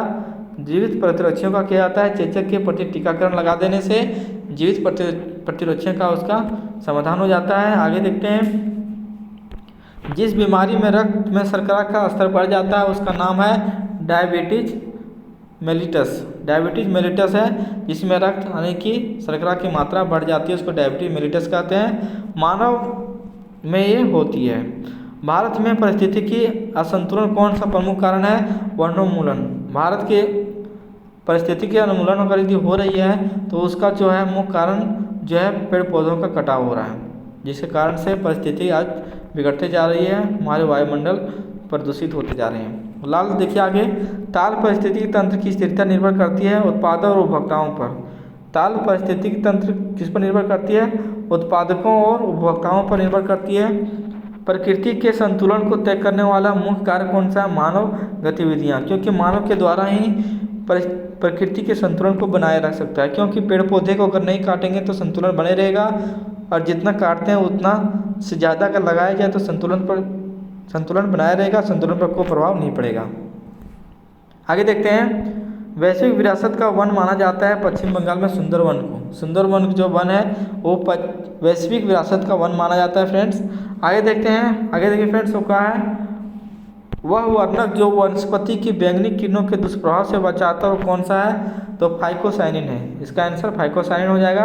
आगे देखिए, सर्वाधिक जैव विविधता कहाँ पाई जाती है? तो उष्णकटिबंधीय वर्षा वनों में सर्वाधिक जैव विविधता पाई जाती है। उष्णकटिबंधीय वर्षा वाले वनों में सर्वाधिक जैव विविधता पाई जाती है। याद रखेंगे, ये क्वेश्चन बहुत बार पूछा गया है। पारिस्थितिकी तंत्र में तत्वों के चक्रण को क्या कहते हैं? जैव भूरा रासायनिक चक्र कहते हैं। आगे देखिए, चिपको आंदोलन मुख्य रूप से किसके विरोध था? तो वन की कटाई से था, जिसको अभी तो पहले तो उत्तर प्रदेश में था लेकिन अब उत्तराखंड में है। ये वनों की कटाई को रोकना था। सभी महिलाएं इससे वन में पेड़ से चिपक गया था और पौधे को काटने यानी पेड़ों को काटने से रोका था। इसका नाम दिया गया चिपको आंदोलन। आगे देखते हैं, इको मार्क उन भारतीय उत्पादों को दिया जाता है जो पर्यावरण के प्रति मैत्रीपूर्ण हो। इको मार्क पर्यावरण के प्रति मैत्रीपूर्ण हो, उसको इको मार्क उत्पाद दिया जाता है। आगे देखिए, ओजोन इतनी सांद्रता अन्य संकेंद्र पर गंभीर उभयसीय रोग उत्पन्न करके मानव स्वास्थ्य को प्रभावित करती है। 9.0 ppm 9.0 ppm ये है। आगे देखते हैं, आगे देखिए फ्रेंड्स, आगे है विश्व का सबसे अधिक तेजी से चलने वाला जल पादप कौन सा है? जल हायसिंथ जो है वो विश्व का सबसे तेजी से चलने वाला जल पादप है। आगे देखते हैं, यदि विश्व के सभी पादप मर जाते हैं तो सभी पशु भी इनकी कमी के कारण मर जाएगी, तो ऑक्सीजन की कमी से। क्योंकि जिस प्रकार सभी जीव जंतुओं को ऑक्सीजन की ज़रूरत पड़ती है, उसी प्रकार पादप को भी ऑक्सीजन की ज़रूरत पड़ती है। पादप को कार्बन डाइऑक्साइड की ज़रूरत पड़ती है और सभी पशुओं को ऑक्सीजन की ज़रूरत पड़ती है। क्योंकि हम लोग की तरह, मनुष्य की तरह पशु को भी ऑक्सीजन चाहिए और पादप ऑक्सीजन देते हैं और कार्बन डाइऑक्साइड को लेते हैं। ये बात ध्यान रखिएगा। अगर ये पेड़ पौधे नहीं रहेंगे तो ऑक्सीजन हम लोग को कहाँ से मिलेगी? ऑक्सीजन हम लोग को नहीं मिलेगी तो हम लोग क्या किसी भी पशु या कोई भी पशु जीवित नहीं रह पाएंगे, सारे मर जाएंगे। आगे देखते हैं, जब पादप विविधता की प्राकृतिक आवास संचारित किया जाता है तो इस संचरण को कहते हैं स्वस्थाने कहते हैं। आगे देखते हैं, अत्यधिक वनोन्मूलन का सबसे अधिक खतरनाक प्रभाव क्या है? मृदापर्दन। आज अगर यदि अत्यधिक वनोन्मूलन का हो रहा है तो इसका मुख्य अधिक खतरनाक प्रभाव हो रहा है मृदापर्दन। क्योंकि जंगल ये सब रहते हैं तो मृदापर्दन को बचाए रखते हैं। और अगर यदि जंगल का कटाव किया जाएगा तो मृदापर्दन बहुत आसानी से हो जाएगी। मृदा जो है सो पानी के द्वारा कटाव होते चला जाएगा और बढ़ते चला जाएगा। और पेड़ पौधे रहते हैं तो मृदा को पकड़े हुए रखते हैं, जिससे मृदापर्दन नहीं होती है। चारण आहार श्रृंखला के आधार तल में जीव होते हैं उत्पादक। इसको हो जाएगा उत्पादक। पर्यावरण आयोजन के साथ मूलतः संबंधित संगठन है NEERI जो है वो पर्यावरण आयोजन के साथ मूलतः संबंधित संगठन है।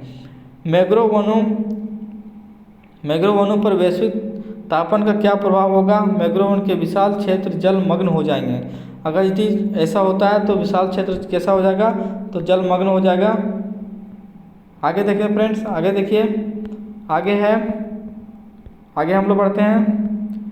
देखिए, दो भिन्न समुदाय के बीच का संक्रमित क्षेत्र कहलाता है इकोटीन। क्या कहलाता है? इकोटीन कहलाता है। दो भिन्न समुदाय के बीच का संक्रमित क्षेत्र कहलाता है इकोटोन। एक मनुष्य के जीवन को पूर्णता से धारणीय करने के लिए आवश्यक न्यूनतम भूमि को क्या कहते हैं? तो पारिस्थितिकीय पदछाप कहते हैं। आगे देखिए, डीएनए का डबल हेलिक्स मॉडल यानी कि डबल हेलिक्स मॉडल किसने दिया? वाटसन एवं क्रिक ने दिया था। किसने? वाटसन एवं क्रिक ने डीएनए का डबल मॉडल दिया था। आगे देखते हैं फ्रेंड्स, आगे देखिए, आगे है मरुद्दित पौधा है। मरुद्दित क्या है? कैरिल जो है सो कैसा है? मरुद्दित पौधा है। आगे देखते हैं, पर्यावरण के अजय अवयव का उदाहरण है वायु। क्या है? वायु जो है पर्यावरण का अजय अवयव का उदाहरण है, क्योंकि ये कभी खत्म नहीं हो सकता, इसलिए अजय अवयव इसको कहा जाते हैं। अजैव अवयव कहते हैं जिसका लगातार उपयोग करने से वो खत्म हो जाएगा, और अजैव उसको बोलते हैं जो लगातार उपयोग करने से खत्म नहीं होगा, उसको अजैव अवयव कहते हैं। आगे देखिए, हाइड्रोपोनिक्स संबंधित है मिट्टी के बिना पौधे की वृद्धि। ये बहुत बार पूछा गया है फ्रेंड्स, इसलिए इसको याद रखेंगे। हाइड्रोपोनिक्स संबंधित है मिट्टी के बिना पौधे की वृद्धि से है। आगे देखिए, सौर ऊर्जा का सबसे बड़ा यौगिकरण कौन है? हरे पौधे। क्या? हरे पौधे सौर ऊर्जा का सबसे यौगिकरण हुआ कौन है? तो हरे पौधे। आगे देखिए, परिस्थितिकी संतुलन बनाए रखने के लिए भारत में वन क्षेत्र कितने अनुपात में होना चाहिए? तो 33.3% होना चाहिए, ताकि हमारे परिस्थितिकी संतुलन बना रहे। आगे देखते हैं, भारत में मैंग्रोव की खेती के लिए कौन सा क्षेत्र सुप्रसिद्ध है? तो दक्षिण 24 परगना का सजनेनी खाली जंगल।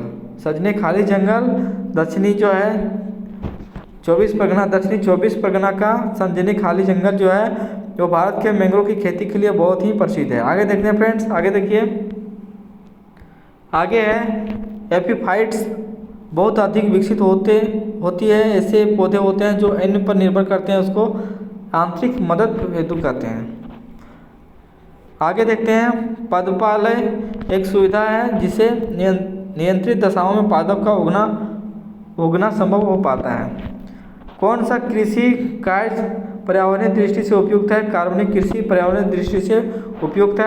आगे देखते हैं, अधिकांश मरुस्थलीय पादप रात्रि के समय ही पुष्पित होते हैं क्योंकि मरुस्थलीय कीट रात्रि के समय ही सक्रिय होते हैं और कीट के माध्यम से इनमें संक्रमण ये होता है।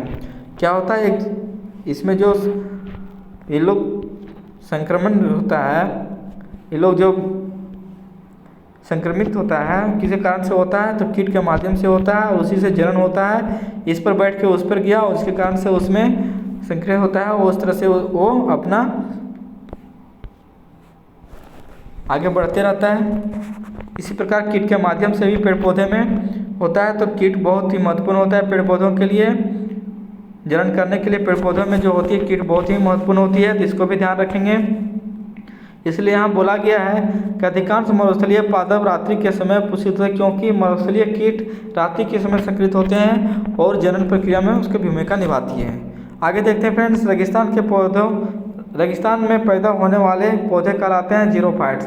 तो ये बहुत बार पूछा गया है कि रेगिस्तान में जो पौधे उत्पन्न होते हैं, पैदा होते हैं, उसको क्या कहते हैं? जीरोफाइट्स कहते हैं। पारिस्थितिकी नीचे के संक्रमणों को प्रतिपादित किया गया है ग्रीनेक्स ने। किसने किया? ग्रीनेक्स ने पारिस्थितिकी नीचे की संक्रमण को प्रतिपादित किया है फ्रेंड्स। सबसे अधिक अस्थायी पारिस्थितिकी तंत्र कौन सा है? तो समुद्र। आगे देखते हैं, आगे देखिए फ्रेंड्स, मनुष्य किसके द्वारा जीवमंडल में पारिस्थितिकी संतुलन बनाए रख सकता है? तो संबंधित पौधों की नई किस्में और पालतू पशु की नई किस्में विकसित करके इसे संतुलित बनाए रख सकता है जीवमंडल को। सामाजिक वानिकी है हमारी, सामाजिक वानिकी क्या है? तो सहकारी स्वामित्व वाली भूमि पर उपयोगी पौधों का उगाना और उनकी व्यवस्था करना। आगे देखिए, राष्ट्रीय वनस्पतिक उद्यान कहाँ स्थित है? तो लखनऊ में है, बहुत बार पूछा गया। भारत में वन अनुसंधान केंद्र कहाँ है? तो देहरादून में। ऐसा पूछा गया प्रश्न है। भारत में वन अनुसंधान केंद्र कहाँ है? तो देहरादून में। राष्ट्रीय वनस्पतिक उद्यान कहाँ है? तो लखनऊ में। पृथ्वी का विशालतम पारिस्थितिकी तंत्र कौन सा है? तो जैवमंडल है। कौन सा? जैवमंडल है। पृथ्वी का विशालतम पारिस्थितिकी तंत्र क्या है? जैवमंडल। एक कृत्रिम पारिस्थितिकी तंत्र निरूपित किया जाता है जल जीवशाला द्वारा। जल जीवशाला द्वारा ही कृत्रिम पारिस्थितिकी तंत्र को बनाया जा सकता है। आगे देखते हैं फ्रेंड्स, आगे है, आगे देखते हैं, रेड डाटा बुक उन जातियों के बारे में जानकारी देती है जो संकटपूर्ण है। ये प्रश्न बहुत बार पूछा गया फ्रेंड्स, इसको वेरी इंपॉर्टेंट कर लीजिएगा कि रेड डाटा बुक उन प्रजातियों के बारे में जानकारी देती है जो जीव धीरे धीरे विलुप्त होते जा रहे हैं, संकटपूर्ण में हैं, जो विलुप्त होने के कगार पर हैं, वो इस डाटा में इसमें रखा जाता है। आगे देखते हैं, आगे है, फलीदार पादपों की जड़ों में उपस्थित गांठों में पाए जाने वाले नेत्रजन स्थिरीकरण जीवाणु है, उसका नाम है सहजीवी। सहजीवी फलीदार पादपों के जड़ों में उपस्थित गांठों में पाए जाने वाले नेत्रजन स्थिरीकरण जीवाणु है। आगे देखिए, जड़ें धनात्मक भूम्यावर्धन होती है अधिकांश। आगे देखिए, पौधों यानी पेड़ पत्तियों की में पाए जाने वाले हरा पदार्थ क्या कहलाता है? क्लोरोफिल कहा जाता है, जिसके माध्यम से ये अपना खाना बनाते हैं, जिसको फोटोसिंथेसिस कहते हैं, प्रकाश संश्लेषण प्रक्रिया करते हैं। प्रकाश संश्लेषण की क्रिया उत्पन्न होती है कार्बन डाइऑक्साइड, पानी तथा क्लोरोफिल से। याद रखिएगा, प्रकाश संश्लेषण की क्रिया करने के लिए कार्बन डाइऑक्साइड चाहिए, पानी चाहिए और क्लोरोफिल चाहिए। प्रयोगशाला में सर्वप्रथम डीएनए का संश्लेषण किया था खुराना ने। किसने किया था? खुराना ने डीएनए का सर्वप्रथम संश्लेषण किया था। जिन शब्द का सर्वप्रथम प्रयोग किया था जोहानसन ने। ये भी याद रखिएगा फ्रेंड्स। किसके द्वारा आनुवांशिकता के विज्ञान को आनुवांशिकी कहा गया? तो वाटसन द्वारा। आनुवांशिकता के विज्ञान को आनुवांशिकी किसने कहा? तो वाटसन ने कहा है। आनुवांशिकी उत्परिवर्तन होता है क्रोमोसोम में। किसमें? क्रोमोसोम में होता है फ्रेंड्स। आगे देखिए, आगे क्या है, डीएनए के द्विहेलिकल प्रारूप को पहली बार किसने प्रतिपादित किया था? वाटसन एवं क्रिक ने। बहुत इंपॉर्टेंट प्रश्न है। कोशिका की आत्महत्या की थैली कहा जाता है लाइसोसोम को। वेरी इंपॉर्टेंट है, कई बार पूछा गया है। कोशिका की आत्महत्या की थैली किसे कहा जाता है? तो लाइसोसोम को कहा जाता है। लाइसोसोम में पाया जाने वाला वह एंजाइम जिनकी जीव दर को घुला देने या नष्ट कर देने की क्षमता होती है उसको कहते हैं हाइड्रोलाइटिक एंजाइम्स। हाइड्रोलाइटिक एंजाइम है जो लाइसोसोम में पाए जाने वाला एंजाइम जिसके जीव दल को घुला देने या नष्ट करने के क्षमता को कहते हैं। ये लाइसोसोम में पाया जाता है और इसमें जो भी जीव आते हैं उसको पूरा सड़ा गला देता है और उसकी हत्या कर देते हैं, खुद वहीं उसको ख़त्म कर देता है। इसलिए उस लाइसोसोम को आत्महत्या की थैली कहा जाता है। आगे देखते हैं 80% से अधिक सेल यानी कोशिका में पाए जाने वाले पदार्थ क्या हैं? तो जल। किसकी उपस्थिति के कारण किसी पादप कोशिका और पशु कोशिका में अंतर पाया जाता है? तो कोशिका भित्ति में, क्योंकि कोशिका भित्ति किस में पाई जाती है? पेड़ पौधों में पाई जाती है और जानवरों में ऐसा नहीं होता है। आगे देखते हैं, आगे है गोल्जी का प्रमुख कार्य क्या है? तो श्राव्य है। एक काष्ठकीय पौधों की आंतरिक छाल का मुख्य कार्य क्या होता है? तो पत्तियों से पौधों को अन्य भागों के खाद्य परिवहन करना, एक जगह से दूसरी जगह भोजन को पहुंचाना। सवनीय पौधों में पानी ऊपर किससे जाता है? तो जाइलम के द्वारा जल जो है सो पौधे में पहुंचता है, फ्लोएम के द्वारा उसके भोजन पहुंचता है। फ्लोएम के द्वारा पेड़ पौधों में भोजन पौधों के हर एक भाग तक पहुंचता है और जाइलम के द्वारा पौधे के हर एक भाग तक जल पहुंचता है। जाइलम जल पहुंचाता है, फ्लोएम उसके भोजन को पहुंचाता है। इसको याद रखेंगे, बहुत इंपॉर्टेंट है। किस भारतीय वैज्ञानिक ने पादपों में जल की लंबी दूरी अभिगमन का सिद्धांत प्रस्तुत किया? जेसी बोस ने। सर जेसी बोस ने बोला था कि पादपों में भी सजीव होते हैं और वे भी सोते हैं, वो भी जागते हैं, इसलिए रात्रि में इसे नहीं मारना चाहिए, उसे जगाना नहीं चाहिए। ये जेसी बोस ने ऐसा बताया था। आगे देखिए, संसार का सबसे बड़ा परितंत्र कौन सा है? तो सागर है। मृदा अपरदन रोका जा सकता है वन रोपण द्वारा। वन का रोपण करेंगे तो मृदा जो है अपरदन से रोका जा सकता है, क्योंकि जितने सारे पेड़ पौधे हैं मृदा को पकड़े रखते हैं जड़ के माध्यम से और मृदा अपरदन को रोकते रखते हैं। और अगर पेड़ पौधे को हम लोग काट देते हैं तो क्या होता है? मृदा अपरदन ज़्यादा होने लगता है, पानी का बहाव से उसे बहा के ले जाता है मृदा को। अगर पेड़ पौधे रहते हैं तो मृदा को पकड़े रहने से मृदा का बहाव नहीं होता है, इसके कारण मृदा अपरदन बहुत कम ही होता है। इसलिए पेड़ पौधों को हमेशा लगाए रखना चाहिए और ज़्यादा मात्रा में लगाना चाहिए ताकि वो हमारे वातावरण को भी संतुलित बनाए रखे। जब हम बकरी का मांस खाते हैं तब हम द्वितीयक उपभोक्ता कहलाते हैं। ऐसे उपभोक्ता द्वितीयक उपभोक्ता के अंतर्गत आते हैं। हाइड्रोफाइट्स कहते हैं, एक जलीय पौधा है। हाइड्रोफाइट किसको कहते हैं? तो जलीय पौधे को कहते हैं हाइड्रोफाइट्स। आगे देखते हैं फ्रेंड्स, आगे देखिए, आगे है जीवन चक्र की दृष्टि से पौधा का सबसे महत्वपूर्ण अंग है पुष्प। क्या है? पुष्प है। प्याज में खाद्य भाग क्या है? तना। आलू क्या है? रूपांतरित तना। हल्दी क्या है? तना। अदरक क्या है? तो तना। प्याज हो गया, हल्दी हो गया, आलू हो गया, अदरक, ये सब क्या है? तना हो गया फ्रेंड्स, इसको याद रखिएगा, बहुत बार पूछा जाता है। तारपीन का तेल प्राप्त किया जाता है, अगला देखिए, चीड़ से प्राप्त किया जाता है। सामान्य प्रयोग में आने वाला मसाला लौंग कहाँ से प्राप्त होता है? फूल की कली से प्राप्त होता है। हशीश पौधे से प्राप्त की जाती है, यह बताएं कि वो पौधे किस भाग से प्राप्त की जाती है? तो तने तथा नर पुष्प क्रम के निस्राव से होती है। प्रकाश संश्लेषण होता है केवल दिन में। प्रकाश संश्लेषण कौन सी गैस आवश्यकता होती है? तो कार्बन डाइऑक्साइड। और छोड़ती क्या है? तो पेड़ पौधे ऑक्सीजन को छोड़ती है और लेता क्या है? तो कार्बन डाइऑक्साइड। आगे देखते हैं, पौधे और पेड़ का खाना तैयार करने के लिए क्या कहलाती है? फोटोसिंथेसिस, जिसको प्रकाश संश्लेषण कहते हैं। किस वनस्पति खाद्य में अधिकतम प्रोटीन होती है? तो सोयाबीन में होती है। सिनकोना की छाल से प्राप्त औषधि को मलेरिया उपचार के लिए प्रयुक्त किया जाता था। जिस कृत्रिम औषधि इस प्राकृतिक उत्पाद को प्रतिस्थापित किया था वो क्या कहलाता है? क्लोरोक्विन कहलाता है। क्लोरोक्विन कहलाता है। कौन सी फसल मृदा को नाइट्रोजन में भरपूर होता है? तो मटर में नाइट्रोजन भरपूर होता है। देखिए, पूछा गया किस फसल मृदा को नाइट्रोजन से भरपूर कर देती है? तो मटर का फसल लगाने से मृदा में नाइट्रोजन की प्रचुरता को बढ़ा देती है। किस पेड़ की छाल मसाले के नाइट्रोजन भरपूर कर देती है? तो दालचीनी। चंदन के पेड़ को क्या माना गया है? तो आंशिक मूल परजीवी माना गया है। नर पुष्प और स्त्री पुष्प दोनों को जन्म देने वाले पादप कहलाते हैं उभयलिंगीय। जो नर पुष्प और स्त्री पुष्प दोनों को जन्म देने वाले पादप कहलाते हैं उभयलिंगीय कहलाते हैं फ्रेंड्स। पत्ती के लाल, नारंगी और पीला रंग के कारण से होता है कैरोटीनाइड होती है। गेहूँ, जौ, नींबू, राई और बाजरा में संबंधित तीन पादप परिवार से है। आगे देखिए वांस के किस वर्गीकृत में रखा गया, घास में रखा गया है। धनिया में उपयोगी अंश क्या होता है, तो पत्ते और सूखे फल क्या होते हैं, पत्ते और सूखे फल। जैव ईंधन किसके बीज से उत्पन्न होता है, तो जेट्रोफा के कारण से होता है जैव ईंधन।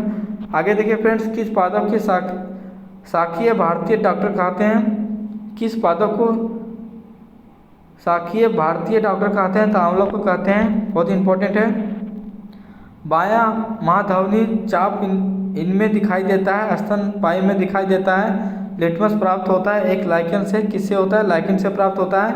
आगे देखते हैं, किस फसल में एजोला एनाबीना जैव उर्वरक का प्रयोग किया जाता है, तो चावल में प्रयोग किया जाता है। चावल में एजोला एनाबीना जैव उर्वरक का प्रयोग किया जाता है। चिलगोजा किस एक प्रजाति की बीज है, तो पाइन का है। याद रखेंगे फ्रेंड्स, जितने सारे प्रश्न हैं वो बहुत ही उपयोगी है। आगे देखते हैं, आगे फ्रेंड्स, एड्स का कारण है वायरस, किसके कारण से होता है, वायरस के कारण से होता है। आईवी का फुल फॉर्म क्या होता है, human immunodeficiency virus, human immunodeficiency virus होता है। एड्स फैलाता है शारीरिक संपर्क से। विषाणु में क्या होता है, तो न्यूक्लिक एसिड और प्रोटीन होता है। सार्स जिसको SARS क्या है, विषाणु जनित रोग है। आगे देखते हैं, खसरा किस संक्रमण के कारण से होता है, विषाणु के कारण से होता है। कौन सा रोग विषाणु के कारण से होता है, चेचक होता है विषाणु के कारण से। जंतु में होने वाला फूट एवं मांस रोग किसके कारण से होता है, तो विषाणु के कारण से होता है। ये सारे प्रश्न पूछे गए प्रश्न हैं, ये भी ध्यान रखिएगा। आगे देखते हैं, आलू में मोजेक रोग किसके कारण से होता है, तो विषाणु के कारण से होता है। मशरूम क्या है, तो मशरूम क्या है, कवक है। प्रथम युक्त प्रतिजैवी कौन सा था, तो पेनिसिलिन था। आगे देखते हैं फ्रेंड्स, आगे है एथलीट फुट नामक बीमारी किसके कारण से होता है, तो कवक से होता है। फुट एंड माउथ रोग जो होता है वो विषाणु के कारण से होता है। एथलीट फुट जो होता है वो कवक के माध्यम से होता है। आगे देखते कौन सा कवक उच्च पादप की जड़ों के बीच उपयोगी कार्यात्मक संबंध को दर्शाता है, तो माइकोराइजा इसका सही आंसर हो जाएगा। लाइकेन जिन दो वर्ग के पौधों से मिलकर बनता है वे हैं कवक और शैवाल। लाइकेन किससे मिलकर बना होता है, कवक और शैवाल से मिलकर बना होता है। लिटमस अम्ल क्षार सूचक पदार्थ क्या होता है, लाइकेन होता है। सौर ऊर्जा किससे प्राप्त होती है, तो सोर्स से होती है। साबूदाना किससे बनाया जाता है, तो साइकस से बनाया जाता है। दमा तथा खांसी के रोगों को काम आने वाले औषधि इफेड्रिन किससे प्राप्त होता है, तो इफेड्रा से प्राप्त होता है। नाम से देखिए इफेड्रिन, तो इफेड्रा से प्राप्त होता है। कौन एक जीवित जीवाश्म कहलाता है, तो जिंको जो होता है जीवित जीवाश्म कहा जाता है। आगे देखते हैं फ्रेंड्स, आगे देखिए, आगे विषाणु वृद्धि करता है जीवित कोशिका में विषाणु वृद्धि करता है। आगे देखते हैं, पौधे का कौन सा भाग फूल बनने का उद्दीपन ग्रहण करता है, तो पर्ण करता है। आगे देखते हैं, कुरिंजी पुष्प के 12 वर्ष के एक बार खिलने का कारण होता है फ्लोरोजिन स्त्राव। आगे देखिए, संसार का सबसे छोटा पुष्प कौन सा है, उल्फिया सबसे छोटा है, और सबसे बड़ा पुष्प लेगा तो रेफ्लेसिया। संसार का सबसे छोटा पुष्प है उल्फिया, और संसार का सबसे बड़ा पुष्प है रेफ्लेसिया। आगे देखते हैं फ्रेंड्स, फूलगोभी में पौधे का उपयोगी भाग कौन सा है, तो पुष्प समूह है। उसका पूरे भाग को हम लोग खाते हैं, इसलिए पुष्प समूह कहते हैं। विश्व का सबसे बड़ा पुष्प कौन सा है, तो रेफ्लेसिया है। कौन सा है, रेफ्लेसिया। विश्व का सबसे बड़ा पुष्प रेफ्लेसिया, सबसे छोटा पुष्प है उल्फिया। आगे देखते हैं फ्रेंड्स, आगे देखिए, आगे है जंतु विज्ञान का जनक किसे कहा जाता है, तो अरस्तु को कहा जाता है। वनस्पति विज्ञान का जनक किसे कहा जाता है, थियोफ्रेडस को कहा जाता है। और चिकित्सा शास्त्र का जनक किसे कहा जाता है, हिप्पोक्रेटस को कहा जाता है। बहुत ही इंपॉर्टेंट है फ्रेंड्स, फिर से देख लीजिए। जंतु विज्ञान जिसको जियोलॉजी कहा जाता है, उसको अरस्तु कहा जाता है। वनस्पति विज्ञान जिसको बॉटनी कहा जाता है, उसको थियोफ्रेडस को कहा जाता है। और चिकित्सा शास्त्र का जनक किसे कहा जाता है, तो हिप्पोक्रेटस को कहा जाता है। आगे देखते हैं, एंटीबायोटिक्स अधिकांशतः प्राप्त होते हैं जीवाणुओं से। किसे जीवाणुओं से प्राप्त होते हैं, अधिक जीवाणु कोशिका प्रति 20 मिनटों में विभाजित होती है, तो 2 घंटे में कितनी बार विभाजित होगी, तो 64 बार विभाजित होगी। नाइट्रोजन यौगीकरण में कौन सी फसल सहायक होती है, तो फली फसल सहायक होती है। नाइट्रोजन स्थिरीकरण में लेग हेमोग्लोबिन का क्या कार्य है, तो ऑक्सीजन का अवशोषण करना इसका काम है। आगे देखते हैं फ्रेंड्स, आगे देखिए, आगे कौन सा रोग बैक्टीरिया से होता है? तपेदिक। तपेदिक जिसको टीबी बोलते हैं, वह विज्ञान जिसका संबंध जीवधारियों के अध्ययन से होता है उसको कहता है जीव विज्ञान। आगे देखिए, फाइकोलॉजी में किसका अध्ययन किया जाता है? शैवाल का अध्ययन किया जाता है। और माइकोलॉजी, एक माइकोलॉजी होता है, फाइकोलॉजी होता है। माइकोलॉजी में कवकों का अध्ययन किया जाता है, फाइकोलॉजी में शैवालों का अध्ययन किया जाता है। पर्यावरण का अध्ययन जीव विज्ञान में किस शाखा के अंतर्गत आता है? पारिस्थितिकी का आता है। आगे देखते हैं फ्रेंड, तपेदिक जिसको टीबी कहते हैं, उत्पन्न करने वाले जीवाणु का है, माइकोबैक्टीरियम है। और बीसीजी का टीका इसमें दिया जाता है। एक्सोबायोलॉजी में किसका अध्ययन किया जाता है? बाह्य ग्रहों और आंतरिक जीवन के बारे में एक्सोबायोलॉजी में अध्ययन किया जाता है। पुष्पों का अध्ययन कहलाता है एंथोलॉजी कहलाता है। पुष्पों का अध्ययन याद रखिएगा फ्रेंड्स, बहुत बार पूछा गया है। पुष्पों का अध्ययन को क्या कहते हैं? एंथोलॉजी कहते हैं। बैक्टीरिया में पाए जाने वाले प्रकाश संश्लेषण आशय कहलाता है वर्णक्यूलक कहलाता है। हैजा किसके कारण से होता है? जीवाणु के कारण से होता है। तपेदिक किसके कारण से होता है? तो बैक्टीरिया के कारण से होता है। ये सब याद रखने वाले प्रश्न है फ्रेंड्स, सब याद रखिएगा क्योंकि बार बार इसे रिपीट किया जाता है। प्रशीतलन खाद्य प्रसंचरण में मदद करता है, जैव रासायनिक अभिक्रियाओं के दर में कम करता है, क्योंकि रेफ्रिजरेटर में जब हम लोग कोई चीज़ रखते हैं तो उसे बैक्टीरिया कीटाणु से हम लोग को सुरक्षित रखता है, क्योंकि वहाँ पे शीतलन अनुभव होता है जिसके कारण से वहाँ कुछ होता नहीं है, जबकि सेफ्टी के रूप में होता है।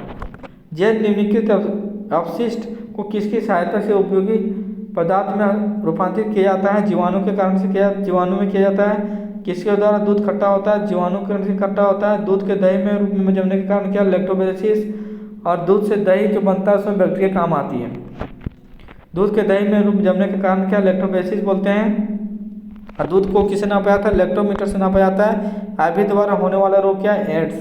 एड्स जो है आईवी द्वारा होने वाला रोग है। एड्स वायरस क्या कहलाता है? एक सूची आरएनए कहलाता है फ्रेंड्स, इसको भी याद रखेंगे। आगे देखते हैं, आगे है फ्रेंड्स, आगे है माता पिता के गुण उनकी संतानों में किसके द्वारा हस्तांतरित होता है? गुणसूत्र के माध्यम से होता है। पुरुषत्व के लिए कौन सी गुणसूत्रों की संयोजन उत्तरदायी होता है? एक्स वाई पाया जाता है पुरुषों में, एक्स पाया जाता है स्त्रियों में। एक्स पुरुष का और एक्स स्त्री का अगर मिलेगा तो लड़की पैदा होगी, और वाई पुरुष का और एक्स लड़की का मिलेगी तो लड़का पैदा होगा। आगे देखते हैं, एक मानव शरीर के कोशिका में गुणसूत्रों की संख्या कितनी होती है? तो 46 होती है। इसको 23 जोड़ी भी लिखा रहेगा तो सही समझिएगा, क्योंकि मानव शरीर में गुणसूत्रों की संख्या 23 जोड़ी या तो 46 होती है। मानव में नर गुणसूत्र सम्मिलित होता है, एक्स वाई के कारण से होता है। स्त्रियों की एक्स और पुरुषों का वाई दोनों के गुणसूत्र मिलने से लड़का यानी कि नर पैदा होता है। बच्चों के लिंग धारण के लिए उत्तरदायी क्रोमोसोम होता है पिता का, क्योंकि पिता का एक्स और माता का एक्स गया तो लड़की, और पिता का वाई गया और माता का एक्स गया तो लड़का होगा।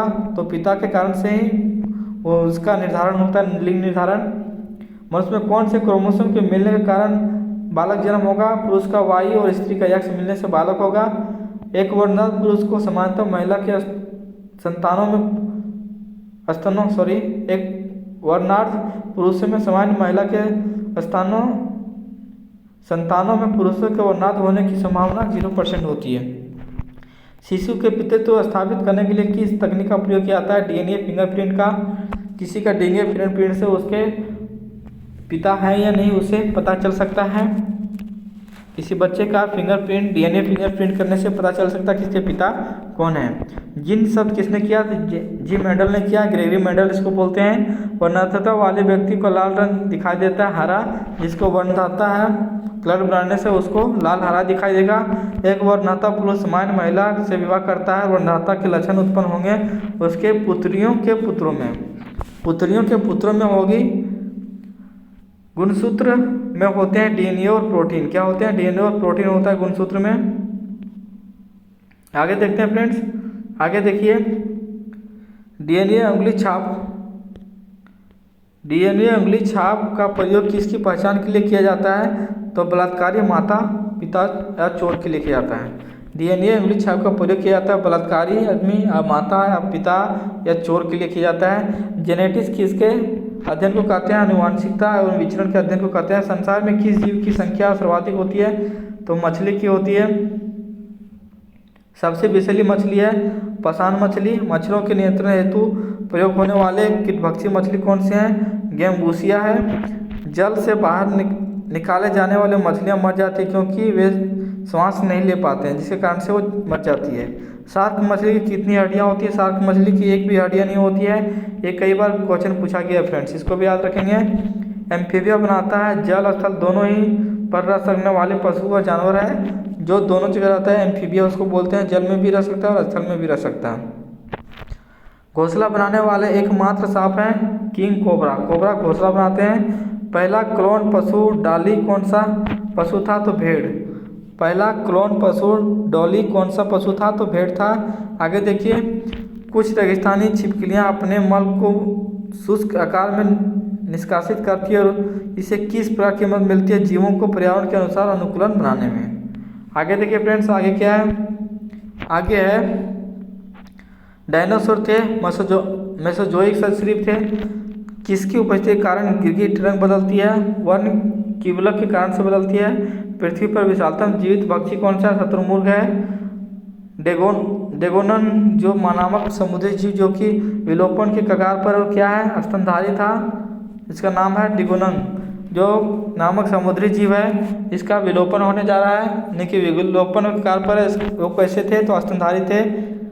न्यूजीलैंड में पाया जाने वाला उड़न हीन पक्षी कौन सा है? कीवी, जो उड़ नहीं सकता है। आगे देखिए, आर्कियोप्लेट्रियस जुरेसिक युग का सर्वपुरातन पक्षी था। पेंगुइन चिड़िया कहाँ पाई जाती है? तो अंटार्कटिका में पाई जाती है पेंगुइन चिड़िया। आगे देखते हैं, सबसे बड़ा उड़ने में असमर्थ पक्षी जो सबसे तेज गति से दौड़ सकता है, ऑस्ट्रिच पक्षी है। सबसे तेज गति से दौड़ सकता है लेकिन उड़ने में असमर्थ है। पावो क्रिस्टेसस किसका वैज्ञानिक नाम है? मोर का। पावो क्रिस्टेसस किसका है? तो मोर का वैज्ञानिक नाम है। आगे देखते हैं फ्रेंड्स, आगे देखिए, वह एकमात्र पक्षी जो पीछे की ओर उड़ता है गुंजन पक्षी है। व्हेल के हृदय में कितने चैम्बर होते हैं? 4 होते हैं। वह संदेश जो खतरे के संकेत के समय गेंद के समान हो जाता है, इसको बोलते हैं कंटक चूहा। कंटक चूहा जब खतरा आती है तो गेंद के समान हो जाती है। स्तनपायी के उत्सर्जनीय उत्पाद मूत्र में अधिकता में पाया जाता है। यूरिक अम्ल पाया जाता है। हरित ग्रंथियाँ संबंधित है उत्सर्जन से। कुटक किसमें नहीं पाया जाता? कुटक किसमें नहीं पाया जाता? निकिल किसमें नहीं पाया जाता? तो बतख में। डायनोसोरस थे सरीसृप जो लुप्त हो गए। आगे देखिए, रक्त में प्रतीक स्कंदक पदार्थ कौन सा है? तो हेपेरिन है, जिसके कारण से वो जमने नहीं देता है। आर्कियोप्लेट्रियस किस वर्गों के प्राणियों के बीच की योजक कड़ी है? सरीसृप और पक्षी का। आगे देखते हैं, आगे फ्रेंड्स, किस समूह के जीवों को डूबने से हुई मृत्यु का पता लगाने में मदद करता है? डाइटम जब किसी समूह के जीवों को डूबने से हुई मृत्यु का पता लगाने के लिए डाइटम का प्रयोग किया जाता है। मेमथ पूर्वज है हाथी का। मेमथ किसका है? तो हाथी का। फेरोमोनस पाए जाते हैं कीटों में। भारत की सबसे बड़ी मछली है व्हेल शार्क। कौन है? व्हेल शार्क है। प्राइमेटों में आधुनिक मात्रा का निकटतम संबंधित कौन है? तो गोरिल्ला है। पांडा में उसी कुल का है जिसका की है भालू। पांडा उसी कुल का है जिसका है भालू। अधिकांश कीट श्वसन कैसे करते हैं? तो वांतक तंत्र से करते हैं। आगे देखिए फ्रेंड्स, आगे है कौन अंडे देता है और सीधे बच्चे नहीं देता? एकिडना क्या है? अंडा नहीं देता लेकिन सीधे बच्चे को, सॉरी फ्रेंड्स, वो कौन अंडे देते हैं और सीधे बच्चे नहीं देते हैं? वो एकिडना है। अंडे देते हैं लेकिन सीधे बच्चे नहीं देते हैं, वो एकिडना है। किस सर्प का भोज मुख्य रूप से अन्य सर्प करते हैं? नागराज। तालाबों और कुओं में किसको छोड़ने से मच्छरों को नियंत्रित करने में मदद मिलती है? तो गैम्बूसिया को छोड़ने से मदद मिलती है। मधुमक्खी में पुम, धूप, अन्य ड्रोन होते हैं जननक्षम नर में होते हैं। कपोत दूध उत्पन्न करता है पक्षी। कौन सा भाग हाथी के गजदंत के रूप में बदलता है? दूसरा कृदंत। डार्विन फिचिंज का प्रयोग किस समूह के लिए किया जाता है? पक्षियों के लिए किया जाता है फ्रेंड्स। आगे देखिए, आगे है विलोपन के कगार पर सर्वाधिक संकट संकटपन्न एशिया का शीर्ष परभक्षी कौन है? तो ढोल। विभिन्न जातियों के एक्स सिटू संरक्षण के लिए निम्न में से कौन सा उद्दिष्टि है? तो जर्मप्लाज्म बैंक। जर्मप्लाज्म बैंक इसका हो जाएगा फ्रेंड्स।